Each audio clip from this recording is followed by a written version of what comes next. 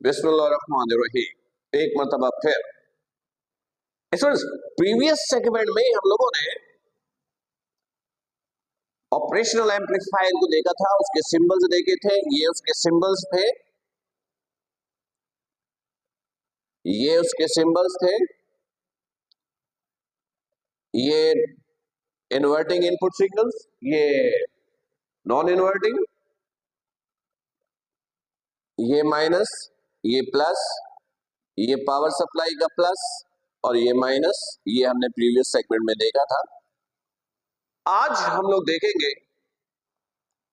Operational amplifier as an inverting amplifier. Inverting amplifier आज हम लोग सबसे पहले इसको डिस्कस करेंगे, ठीक है। चलिए, तो सबसे पहले एक छोटा सा एम्पलीफायर लेते हैं। देखिएगा, ये आपके पास एक एम्पलीफायर है, ये एम्पलीफायर है, ठीक है। ये माइनस है, ये पॉजिटिव है।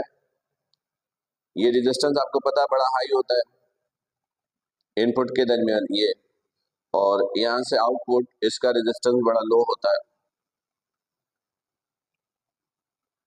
ये इन्वर्टिंग इनपुट सिग्नल है, ये नॉन इन्वर्टिंग। फिलहाल हम इन्वर्टिंग को स्टडी कर रहे हैं, तो इसको तो आप ग्राउंड कर दीजिए, इसको आपने ग्राउंड कर दिया, इसको।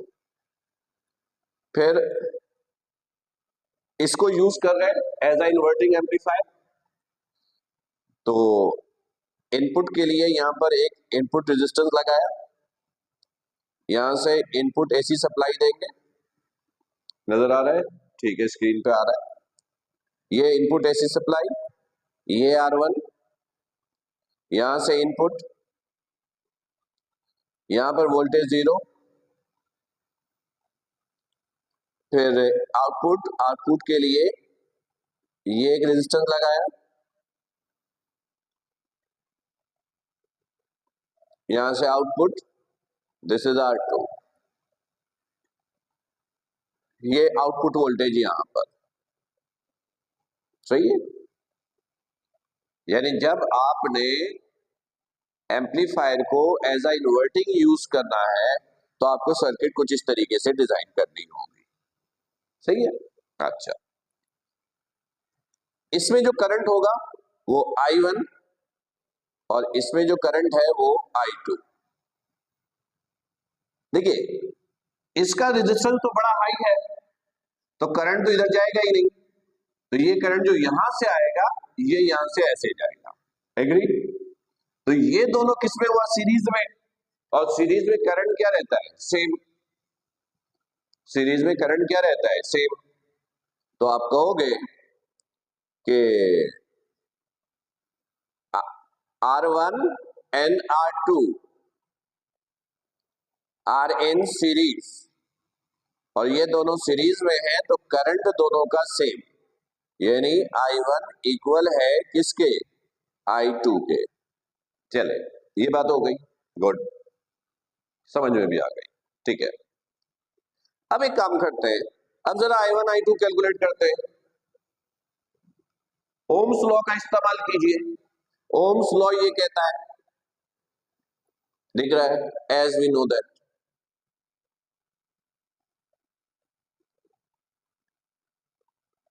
V इक्वल होता है IR के। तो I बराबर हो जाएगा किसके? V ओवर R के।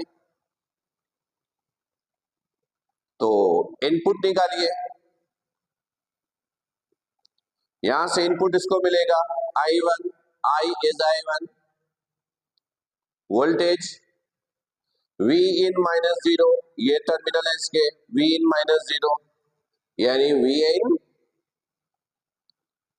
माइनस, इसको हम V नेगेटिव का नाम दें, क्योंकि VO हम आउटपुट के लिए दे रहे हैं, तो इसको VO नहीं दे, V नेगेटिव दें, नेगेटिव टर्मिनल का voltage. V negative over resistance is R1। Output के लिए वी नॉट, नेगेटिव टर्मिनल का वोल्टेज वी नेगेटिव। यहां पर हाई रेजिस्टेंस है तो इधर करंट तो कोई आएगा नहीं, यानी ये जो माइनस वी नेगेटिव है इसकी वैल्यू क्या होगी, जीरो। ये जो वोल्टेज है ये वाली वोल्टेज, इसकी वैल्यू क्या होगी, जीरो, क्योंकि इधर से कोई करंट इधर तो आएगा नहीं क्योंकि बड़ा हाई रेजिस्टेंस है। तो वी नेगेटिव जीरो, तो I1 is equal to V in minus zero over R1। तो ये इन आ गया, V I1 is equal to this over R1, ये इनपुट करंट आ गया। अब आउटपुट करंट निकालिए। आउटपुट ओम्स लॉ इस्तेमाल किया, आउटपुट यहां मिलेगा इससे, तो इसका करंट I2, वोल्टेज इसका this minus this, V negative minus V nought, resistance R2, this is R2, V negative is zero, तो I2 we negative is zero minus this is V nought over R2, तो I2 equal हो गया किसके, minus V nought over R2 के। Input output current दोनों आपने निकाल लिया, ऐसा ही है। अब एक काम कीजिए, दोनों सीरीज में करंट सेम है, तो आपने कहा here I1 is equal to I2, I1 is equal to I2, इन दोनों की वैल्यू पुट कीजिए। I1 ये है V in over R1 is equal to I2 minus V nought over R2, सही, क्रॉस मल्टीप्लाई कर दीजिए, V in R2 V nought R1 minus R1 को इधर ले आइए, V इन को इधर ले जाइए। आउटपुट वोल्टेज और इनपुट वोल्टेज को क्या बोलते हो, गेन वोल्टेज। गेन वोल्टेज को G या A से लिखोगे तो A is equal to minus R2 over R1। तो स्टूडेंट्स आप लोगों ने कोई खास बात नोट की कि ये एम्पलीफायर तो है, लेकिन अगर आपको इनपुट आउटपुट चाहिए ना तो बस आपको सिर्फ R1 R2 की हेल्प लेनी है, यानी इसके अंदर कोई तब्दीली नहीं करनी है। ये देखिएगा वोल्टेज गेन इक्वल हो रहा है R2 ओवर R1, माइनस का मतलब है कि इसने इन्वर्ट कर दिया, डायरेक्शन चेंज कर दी, यानी इस माइनस का मतलब ये हुआ कि आपने ऐसे इनपुट दिया था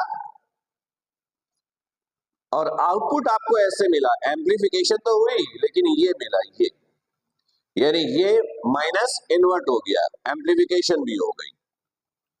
और खास बात कि जब आपको एम्पलीफायर को ऑपरेट कराना है तो आपको सिर्फ R1 R2 यानी एम्पलीफायर के बाहर ये जो R1 R2 है बस सिर्फ इसका इस्तेमाल करना है, बस इसमें तब्दीली इसके हिसाब से एम्प्लीफिकेशन होती रहेगी, इसके अंदर कोई तब्दीली नहीं करनी है।